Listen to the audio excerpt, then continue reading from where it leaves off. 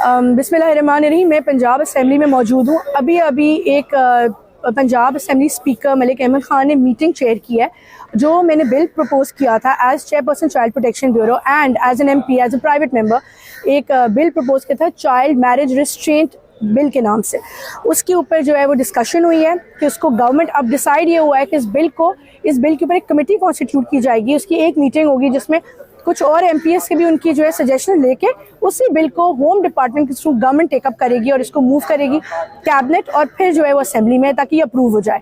और इस बिल की मैं आपको कुछ सेलियंट फीचर्स बता दूं कि इसमें हमने मिनिमम एज लड़का और लड़की के लिए 18 साल रखा है। उसके बाद CNIC कार्ड का होना बहुत ज़रूरी है कोई शादी कोई भी मैरिज को होते हुए। इसके बाद इसमें इसकी जो सज़ा है हमने रखी है वो सज़ा मैक्सिमम 2 years और मैक्सिमम 200,000 रुपीज़ का फ़ाइन उसमें होगा। और इसमें जो कंप्लेनेंट होगा उसकी जो